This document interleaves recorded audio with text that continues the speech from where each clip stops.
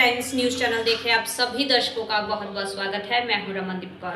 इस वक्त की बड़ी खबर आ रही है प्रयागराज से। क्या है पूरा मामला, देखने के लिए बने रहिए हमारे साथ। संगम नगरी प्रयागराज, जहां शुआर्ट्स के कुलपति आर.बी. लाल व उनके भाई विनोद बी. लाल सहित अन्य अधिकारियों की मुश्किल कम होने का नाम नहीं ले रही। जहां फतेहपुर पुलिस पहले से ही धर्मांतरण के मुद्दे पर जांच कर रही थी और कई नोटिस भी जारी किया था, जिसके बाद उत्तर प्रदेश एसटीएफ की प्रयागराज इकाई ने 11 लोगों के खिलाफ शुआर्ट्स के कुलपति संघ व 20 अज्ञात लोगों पर मुकदमा पंजीकृत कराया था। इन लोगों की मुश्किलें और बढ़ा दी थी, जिसमें कई गंभीर धाराओं में भी मुकदमा पंजीकृत है। नैनी पुलिस ने 2 आरोपियों को गिरफ्तार कर जेल भी भेज दिया है। वहीं फतेहपुर कोर्ट ने आर.बी. लाल व अन्य लोगों के ऊपर गैर जमानती वारंट जारी कर दिया है। इसके बाद अब ईडी ने भी इन पर शिकंजा कसना शुरू कर दिया है। सूत्रों की माने तो जल्द ही आर.बी. लाल सहित कई अधिकारियों के लिए रेड कॉर्नर नोटिस भी जारी किया जा सकता है। एजेंसियों को लगता है कि ये लोग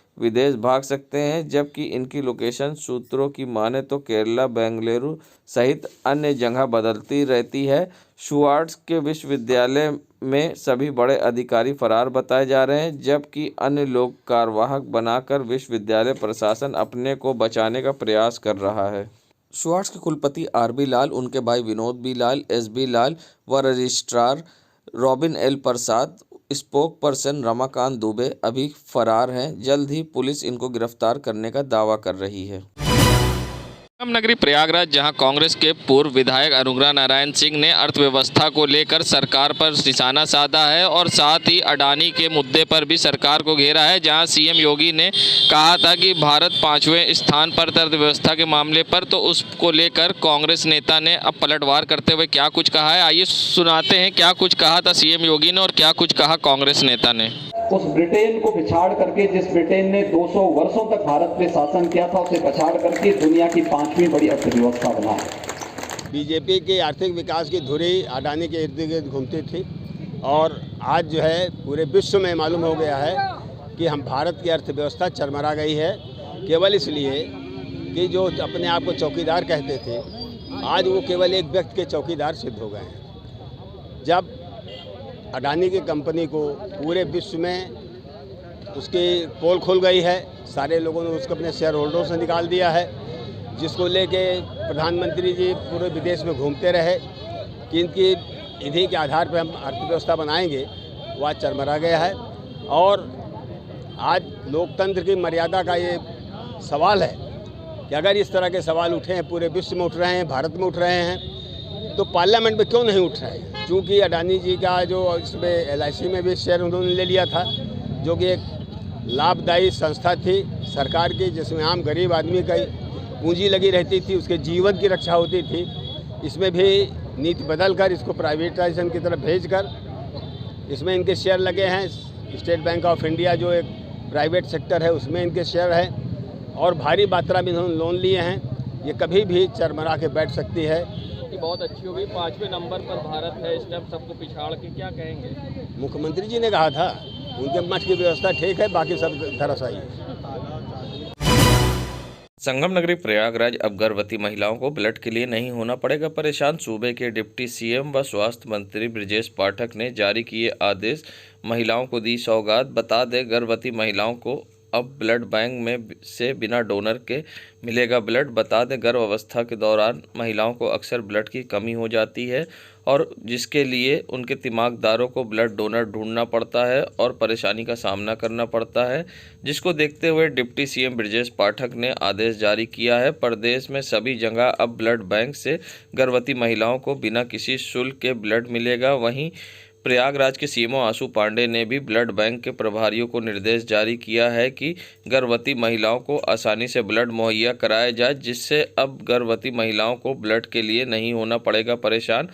बताते चले, ब्लड बैंक से ब्लड लेने के लिए दिमागदारों को ये सुनिश्चित करना होगा कि वे जो ब्लड ले रहे हैं वे गर्भवती महिलाओं के लिए है और साथ ही डॉक्टर का पर्चा भी लेकर जाना होगा। शिशु मृत्यु कम हो, इसके लिए इस पर फोकस किया जा रहा है। वहीं शहर से लेकर गांव तक इस पर फोकस किया गया है। 3 ब्लड बैंक प्रयागराज में है, जिसमें बेली, एसआरएन और कॉल्विन है। सीएमओ प्रयागराज ने गर्भवती महिलाओं को ब्लड मुहैया कराने के लिए निर्देश जारी कर दिया है, जिससे अब गर्भवती महिलाओं को नहीं होना पड़ेगा परेशान। संगम नगरी प्रयागराज ये नज़ारा है हनुमान मंदिर पुलिस चौकी के पास का, जहां हनुमान मंदिर पुलिस चौकी के सामने आप देख सकते हैं डग्गा मार वाहन का स्टैंड बना हुआ है। जबकि सीएम योगी ने सख्त निर्देश दिए थे कि किसी तरह के भी डग्गा मार वाहन संचालित नहीं होंगे, मगर सिविल लाइन बस स्टैंड के सामने हनुमान मंदिर पुलिस चौकी के पास से खुलेआम डग्गा मार वाहन और साथ ही अवैध टैक्सी स्टैंड संचालित हो रहा है। मगर जिम्मेदारों की लापरवाही कहे या अनदेखी, इस पर अंकुश लगाने में नाकाम दिख रहे हैं और अपने आप में सवालिया निशान खड़ा हो रहा है कि किस तरह से पुलिस चौकी के सामने से ही डग्गा मार वाहन संचालित हो रहे हैं और अवैध टैक्सी स्टैंड, और पुलिस इन पर रोक क्यों नहीं लगा पा रही। ये अपने आप में एक बड़ा सवाल। अब देखना है इस पर किस तरह की कार्रवाई होगी, या इसी तरह से डग्गा मार वाहन यहाँ से संचालित होते रहेंगे और परिवहन विभाग को लाखों रुपए का चूना लगाते रहेंगे। सीएम के आदेश की हो रही अवहेलना, जिम्मेदार बने अनजान। संगम नगरी प्रयागराज में जहां एलआईसी ऑफिस के बाहर आज कांग्रेस पार्टी के कार्यकर्ताओं ने प्रदर्शन किया और साथ ही अडानी समूह पर हिंडनबर्ग की रिपोर्ट को लेकर संसद के दोनों सदनों में हंगामा देखने को मिला। विपक्षी सांसदों ने जांच की मांग को लेकर सदन में नारेबाजी की, जिसके बाद लोकसभा राज्यसभा की कार्रवाई स्थगित करनी पड़ी।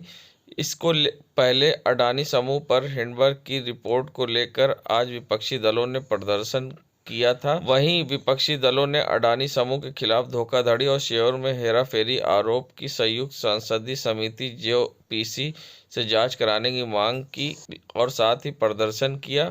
वहीं प्रयागराज सिविल लाइंस एलआईसी दफ्तर के बाहर अडानी के खिलाफ हाथों में पोस्टर लेकर कांग्रेसियों ने जमकर नारेबाजी की। वहीं पूर्व कांग्रेसी विधायक अनुग्रह नारायण सिंह ने अर्थव्यवस्था चरमरा गई है, ऐसा उनका आरोप था और बीजेपी सरकार को आड़े हाथ लेते हुए कई गंभीर आरोप लगाए।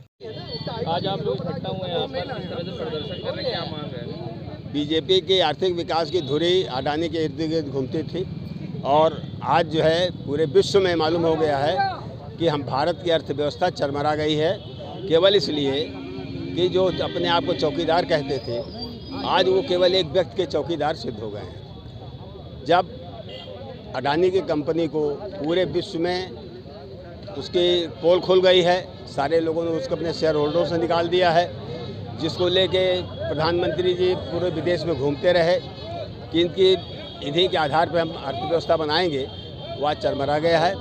और आज लोकतंत्र की मर्यादा का ये सवाल है कि अगर इस तरह के सवाल उठे हैं, पूरे विश्व में उठ रहे हैं, भारत में उठ रहे हैं, तो पार्लियामेंट में क्यों नहीं उठ रहे हैं? पार्लियामेंट में उसको किस लिए नहीं उठने दिया जा रहा है? इसी के लिए हमारे जो सांसद महोदय लोग हैं और कांग्रेस पार्टी पूरे भारतवर्ष में आंदोलन कर रही है।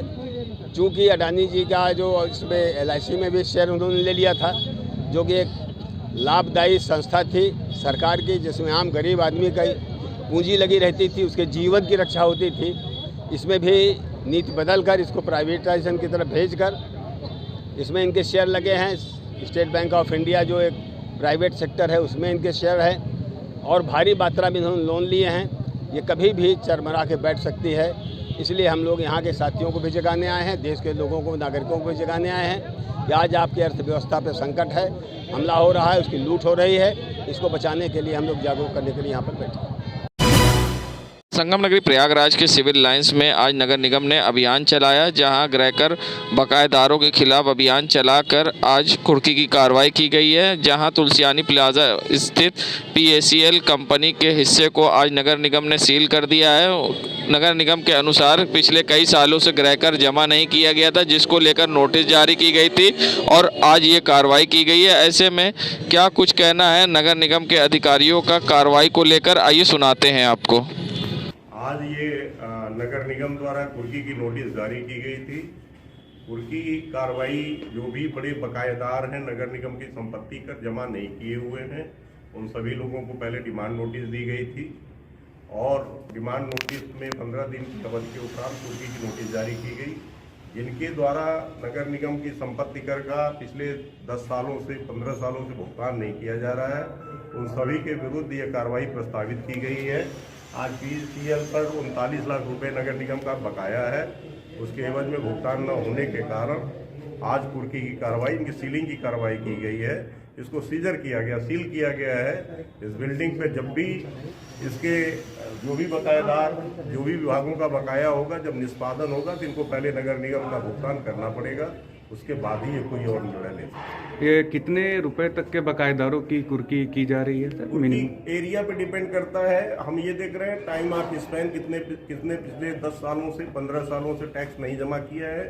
उन लोगों को जो नादेहिंदा टाइप के लोग हैं, जो गैर जिम्मेदार हैं, जो नगर निगम के सारी सुविधाओं को प्राप्त करने के बावजूद 10-10 साल तक नगर निगम की धनराशि को रोके पड़े हुए हैं, भुगतान नहीं कर रहे हैं, उन लोगों के विरुद्ध इस तरह की कोएर्सिव कार्रवाई अमल में लाई जाएगी और कानून के अनुसार उनका टैक्स जमा कराया जाएगा। धन्यवाद।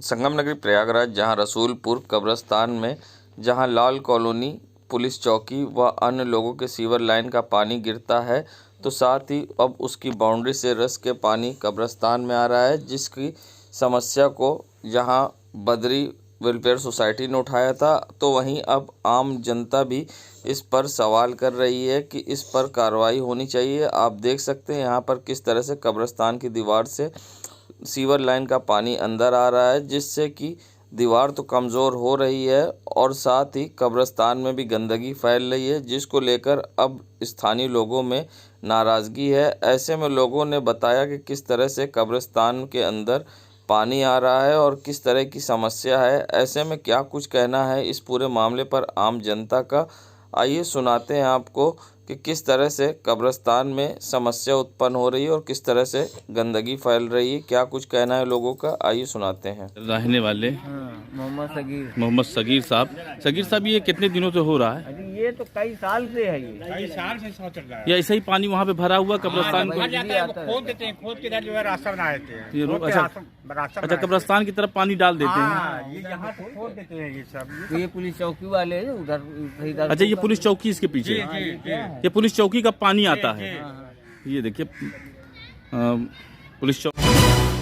संगम नगरी प्रयागराज, जहां सीएम योगी आदित्यनाथ ने लोगों से मास्क लगाने की अपील की थी, जहां कोरोना के नए वेरिएंट को देखते हुए, तो वहीं माघ मेले क्षेत्र में जहां कुछ समाज सेवी मास्क भी बांट रहे हैं, मगर उसके बावजूद माघ मेले क्षेत्र में लोगों को ज़रा सा फिक्र नहीं है और ना ही कोरोना का खौफ है। बिना मास्क के माघ मेले क्षेत्र में लोग घूम रहे हैं और कोविड गाइडलाइन का उल्लंघन कर रहे हैं, जिससे प्रयागराज में एक बार फिर से कोरोना का खतरा बढ़ सकता है और जिम्मेदारों की लापरवाही कहें या अनदेखी, क्योंकि माघ मेला क्षेत्र में देश के कोने कोने से लोग आते हैं और ऐसे में मास्क ना लगाना कितना हानिकारक हो सकता है ये अपने आप में हर कोई जानता है। मगर उसके बावजूद यहाँ पर कोविड गाइडलाइन की खुलेआम धज्जियाँ उड़ाई जा रही हैं और नियम कानून को ताक पर रखकर माघ मेला क्षेत्र में बिना मास्क के लोग घूम रहे हैं और बैठे दिखाई दिए, और नियम कानून का पाठ पढ़ाने वाली पुलिस भी इन पर किसी तरह से अंकुश लगाने में नाकाम दिखी। संगम नगरी प्रयागराज, एक वीडियो सोशल मीडिया पर वायरल हो रहा है, जिसमें युवक अपना इंस्टाग्राम पर पिस्टल के साथ रील बनाकर वीडियो अपलोड किया है और वीडियो अब सोशल मीडिया पर वायरल हो रहा है। इस वीडियो में युवक के हाथ में पिस्टल है और युवक कह रहा है कि बेटा, जो दूसरों के दम पर तुम लड़ते हो और हम नहीं जानते हम पर कितने केस हैं। ऐसे में इस तरह का वीडियो बनाकर जहां युवक ने इंस्टाग्राम पर पिस्टल के साथ अपलोड किया है, जो अब वायरल हो रहा है। वायरल वीडियो नैनी क्षेत्र का बताया जा रहा है, जिसमें अभी पासवान नाम के इंस्टाग्राम अकाउंट पर इसे अपलोड किया है, जबकि पुलिस लगातार इस तरह के वीडियो बनाने वाले लोगों पर कार्रवाई कर रही है। उसके बावजूद इस तरह का लोग वीडियो बनाकर सोशल मीडिया पर वायरल करके पिस्टल का और असलहे का प्रदर्शन कर रहे हैं। अब देखना है इस पर किस तरह की होगी कार्रवाई। संगम नगरी प्रयागराज, जहां इन दिनों खनन करने वालों के हौसले बुलंद हैं, जहां खनन पर रोक होने के बावजूद खुलेआम रात के अंधेरे में खनन हो रहा है और जिस पर रोक लगाने में पुलिस भी नाकाम दिख रही है। वायरल वीडियो 12 थाना क्षेत्र का बताया जा रहा है, जहां पर 12 थाना क्षेत्र में वन विभाग की ज़मीन पर रात में जेसीबी लगाकर खनन किया जा रहा है और मट्टी खनन खुलेआम किया जा रहा है और नियम कानून को ताक पर रखकर वन विभाग की ज़मीन पर ये खनन हो रहा है, जिसका वीडियो अब सोशल मीडिया पर वायरल हो रहा है और वायरल वीडियो 12 थाना क्षेत्र का बताया जा रहा है। अब देखना है इस पर किस तरह से कार्रवाई होगी या खुलेआम इसी तरह से खनन माफिया खुलेआम मिट्टी का खनन करते रहेंगे? और सबसे बड़ी बात है कि इस पर क्यों रोक नहीं लग पा रही है, ये अपने आप में बड़ा सवाल है। देश दुनिया की खबरों के लिए world media times news channel को सब्सक्राइब करें।